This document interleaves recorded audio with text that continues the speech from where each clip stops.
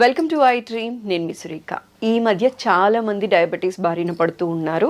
అయితే షుగర్ 150 దాటకుండా ఉండాలి అంటే మన ఎవ్రీడే తీసుకునే డైట్ ఎలా ఉండాలి, రోజు ఏ ఫుడ్ తీసుకోవాలి, ఏ ఫుడ్ తీసుకోకూడదు అనే విషయం ఇవాళ వివరంగా మాట్లాడదాం.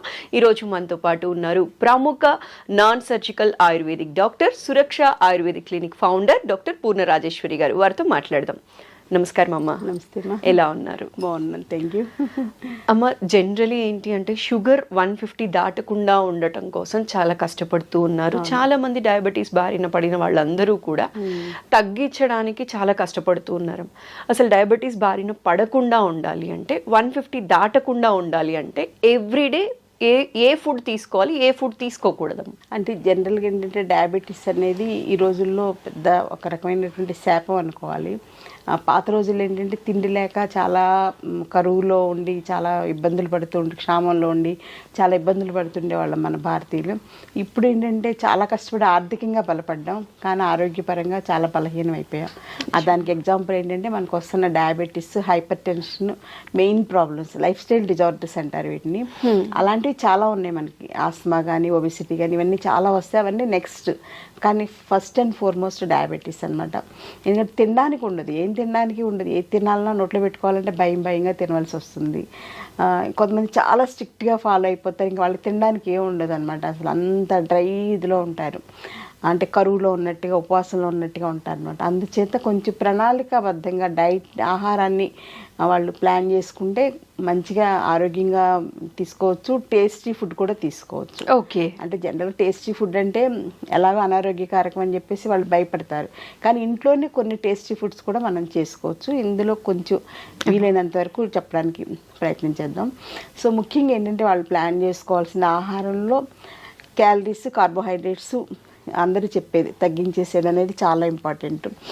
తర్వాత ఏంటంటే ప్రోటీన్స్ ఎక్కువగా ఉండాలి. తర్వాత అందరూ చాలామంది పట్టించుకోని విషయం ఏంటంటే పీచు పదార్థాలు ఎక్కువ తీసుకోవాలి. సో ఫైబర్ రిచ్ ఫుడ్, పీచు పదార్థాలు ఎక్కువగా ఉండే ఆహారం తీసుకోవడం వలన డయాబెటీస్ని మనం మేనేజ్ చేసుకోవచ్చు.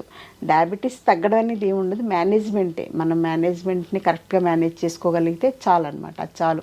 మెడిసిన్స్ ఎక్కువ వాడకుండా, మెడిసిన్స్ వీలైతే లేకుండా కనుక డయాబెటీస్ని మనం మేనేజ్ చేసుకుంటే మోస్ట్ సక్సెస్ఫుల్ పర్సన్ అని చెప్పేసి మనం అవార్డు ఇవ్వచ్చు అనమాట. లేకపోతే ఏంటంటే ఇన్సులిన్ డిపెండెన్సీ అవుతుంది, మెట్ఫార్మిన్ విపరీతంగా వాడుతున్నారు, గ్లైసిఫేజ్ మెడిసిన్స్ విపరీతంగా వాడుతున్నారు, ఇంకా స్ట్రాంగ్ మెడిసిన్స్ కూడా వాడవలసి వస్తుంది. ఆ మెడిసిన్స్ వల్ల సైడ్ ఎఫెక్ట్స్ చాలా ఎక్కువ ఉంటాయి, భయంకరమైనటువంటి సైడ్ ఎఫెక్ట్స్ ఉన్నాయి. కాబట్టి అవి తక్కువగా వాడుకునేలాగా మన డైట్ ప్లాన్ అనేది ఇంపార్టెంట్. మీరు అడిగిన డైట్ ప్లాన్ చాలా అవసరం అమ్మా. At the same time exercise plan కూడా చాలా అవసరం. ఎక్సర్సైజ్ అనేది మోస్ట్ ఇంపార్టెంట్.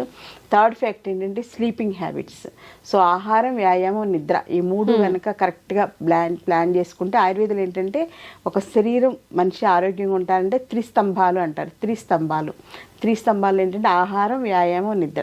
ఈ మూడు కరెక్ట్గా మేనేజ్ చేసుకుంటే ఎటువంటి వ్యాధులు రాకుండా ప్రివెంటివ్ కేర్గా మనల్ని మనం హ్యాపీగా ఉంచుకోవచ్చు, హెల్దీగా ఉంచుకోవచ్చు. అట్ ది సేమ్ టైం వ్యాధులు వచ్చినా కూడా మన మేనేజ్మెంట్ అనేది ఈజీగా ఉంటుంది అనమాట. సో దానికి ఏంటంటే ముందు ఫస్ట్ పాయింట్ డైట్ గురించి చూద్దాం. డైట్లో ఎర్లీ మార్నింగ్ లేచిన వెంటనే మంచినీళ్ళు తాగడం అనేది ఫస్ట్ స్టెప్. వీలైతే గోరువెచ్చటి నీళ్ళు తాగడం.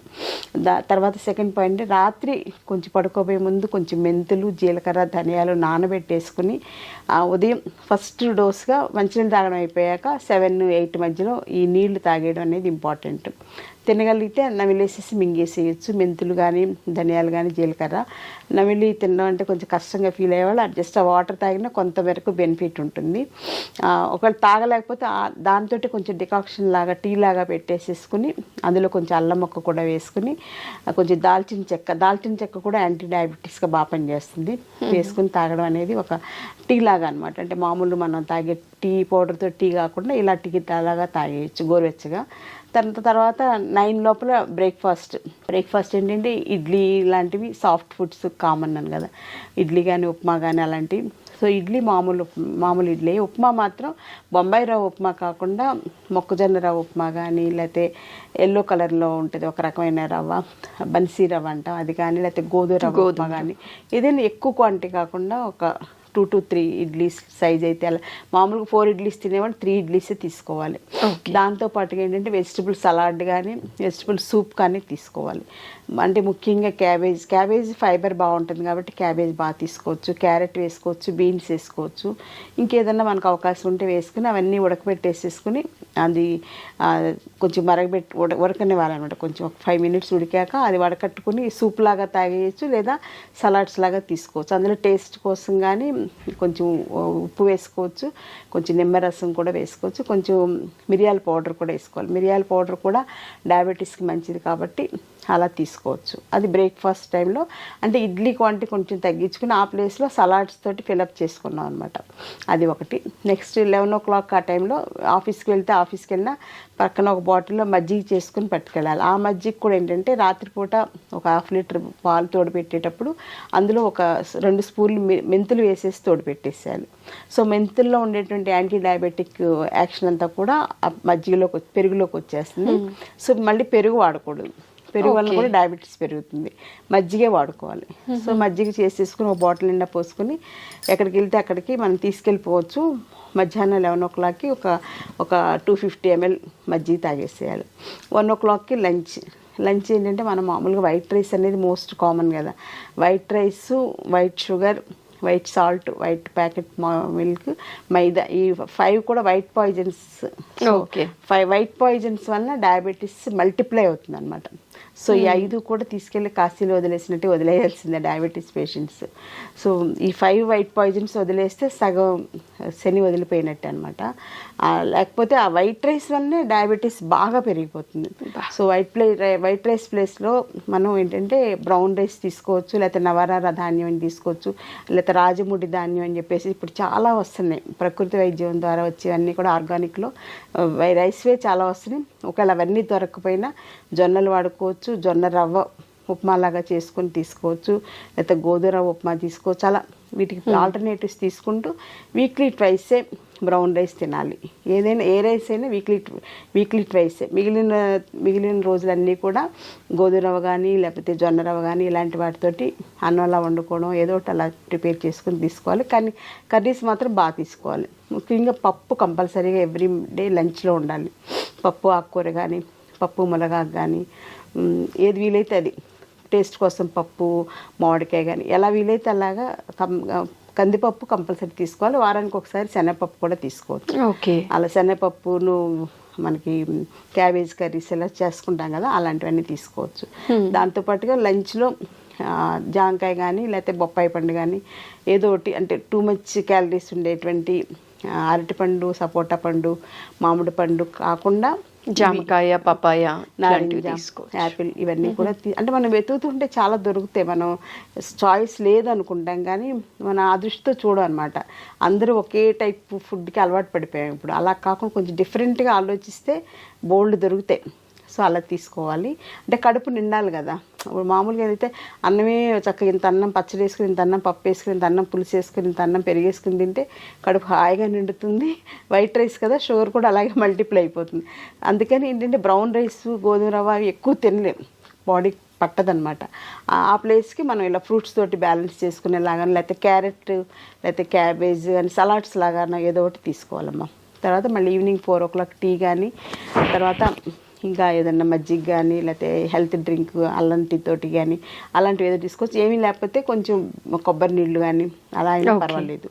కొబ్బరి నీళ్ళు తీసుకోవచ్చు, ఎక్కువ తీసుకోకూడదు, కొంచెం తీసుకోవచ్చు. అంటే న్యాచురల్ ఫుడ్స్ కాబట్టి పర్వాలేదు, తీసుకోవచ్చు.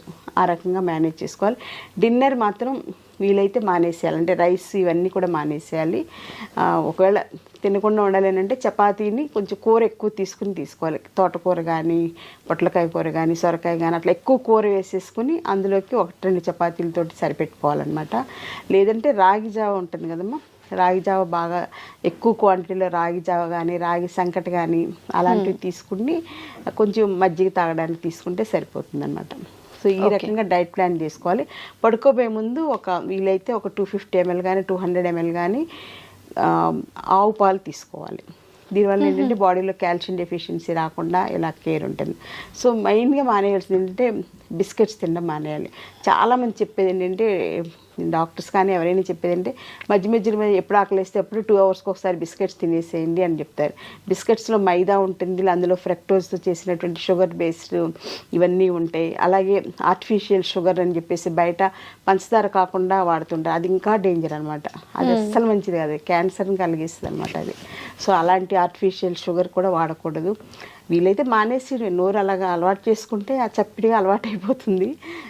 అలా ప్లాన్ చేసుకుంటే సరిపోతుంది. ఈ డైట్ ఇలా ప్లాన్ చేసుకుంటే షుగర్ మీరు అడిగినట్టు 150 దాటకుండా మనం కేర్ తీసుకోవచ్చు. అలాగే ఎక్సర్సైజ్ కూడా చాలా ఇంపార్టెంట్. మన నెక్స్ట్ స్టెప్ ఎక్సర్సైజ్.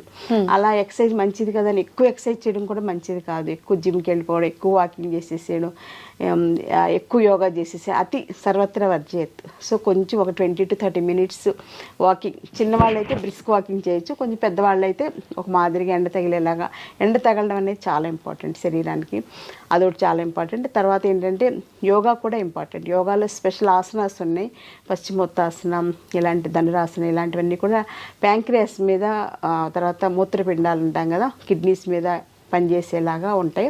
అవి స్పెషల్గా ఆయుర్వేదిక్ యోగా డాక్టర్ గైడెన్స్లో నేర్చుకుంటే కనుక యోగా కూడా రెగ్యులర్ యోగా అనేది చాలా ఇంపార్టెంట్. అలాగే ప్రాణాయామ సెషన్స్ ఉంటాయి, బ్రీదింగ్ ఎక్సర్సైజెస్.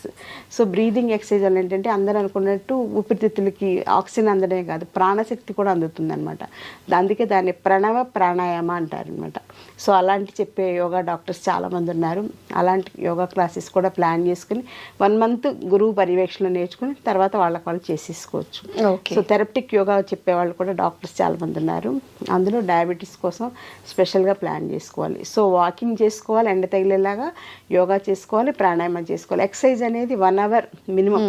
అలాగే ఆఫీసులకు వెళ్ళిన వాళ్ళు కూడా మధ్య మధ్యలో ఎప్పుడు గ్యాప్ దొరికితే అప్పుడు సుఖ ప్రాణాయామ కానీ ఏదో ఒకటి ప్రాణాయామ ప్రాక్టీస్ చేసుకుంటే చాలా మంచిది అనమాట.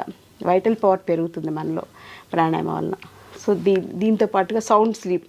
నైట్ 9:30 to 10 లోపల పడుకోవాలి. మార్నింగ్ ఫ్రెష్గా 4, 6, 7 లోపల లేవాలన్నమాట. ఇంకా 7 దాటి నిద్ర లేస్తే అసలు వాళ్ళకి రోజంతా కన్ఫ్యూజను, మెటబాలిజం అంతా కూడా ఇర్రెగ్యులర్ అయిపోతుంది. సో డయాబెటీస్ అనేది మెటబాలిక్ డిజార్డర్ కాబట్టి మన శరీరంలో ఉండేటువంటి మెటబాలిజంని మనం కోఆర్డినేట్ చేసుకుంటూ అనుసంధానంగా ఆహారం, వ్యాయామం, నిద్ర ప్రణాళికబద్ధంగా చేసుకుంటే డయాబెటీని అధిగమించవచ్చు. అలాగే డయాబెటీస్ తోటి మేనేజ్ చేసుకోవచ్చు. డయాబెటీస్ వల్ల సో మెనీ కాంప్లికేషన్స్ వస్తాయి అన్నమాట. అంటే ముఖ్యంగా రెటినోపతి, నెఫ్రోపతి, న్యూరోపతి, ఇలాంటి కార్డియోపతి, ఇలాంటివన్నీ రాకుండా మనల్ని మనం కాపాడుకోవాలంటే మీరు అడిగినట్లుగా షుగర్ లెవెల్స్ ఫాస్టింగ్లో 150 80% దాటకుండా కేర్ తీసుకోవాలి. అలాగే కొంచెం టేస్టీ ఫుడ్స్ కూడా ఇంట్లో చేసుకోవచ్చు. మనం సపోజ్ బయట చెత్త బిర్యానీ తింటూ ఉంటారు, అలా కాకుండా మనం ఇంట్లో వెజిటబుల్ బిర్యానీ, ఎక్కువ క్యాబేజ్ ఇవన్నీ ఎక్కువ వేసి, క్యాబేజ్ కానీ క్యారెట్ కానీ ఇలాంటివన్నీ వేసుకొని, బీన్స్ ఇవన్నీ ఎక్కువ వేసుకోవాలి, కొంచెమే రైస్ వేసుకోవాలన్నమాట. ఆ రైస్ వెజిటబుల్స్ ఎక్కువ ఉంటాయి అప్పుడు అలాంటి బిర్యానీ మనం టేస్టీగా చేసుకుంటే చాలా బాగుంటుంది అనమాట. బయట దొరికే వాటికన్నా కూడా. బయట ఏంటంటే వాళ్ళు కలర్స్ వేస్తుంటారు, కెమికల్స్ వేస్తుంటారు రుచి కోసం ఎక్స్ట్రా. అవన్నీ కూడా శరీరానికి చాలా డ్యామేజ్ చేస్తాయి. ఎంత అంటే రకరకాల వ్యాధులు వస్తాయి, డయాబెటీస్, ఒబెసిటీ ఇవన్నీ ఎలాగో వచ్చేస్తాయి. వాటిని అధిగమించి క్యాన్సర్ లాంటివి కూడా ఈ ఫుడ్స్ వలన వస్తున్నాయి. కాబట్టి అందులో ఫుడ్స్లో వేసే కలర్స్ మోస్ట్ డేంజరస్ అనమాట. బయట ఫుడ్స్ 100% మానేస్తే డయాబెటీస్ మనం సగం తగ్గించే సక్సెస్ అయినట్టే. ఇంకా మిగిలిన సగం ఇంట్లో మంచిగా మనం డైట్ ప్లాన్ చేసుకుంటే హ్యాపీగా డయాబెటీస్తో కలిసి సహజీవనం చేస్తూ అది మనల్ని బాధ పెట్టకుండా మనం ఆరోగ్యంగా ఉండేలాగా జాగ్రత్త పడవచ్చు. థ్యాంక్ యూ సో మచ్ అమ్మ, చాలా సవివరంగా తెలియచేశారు. నమస్కారం. నమస్తే.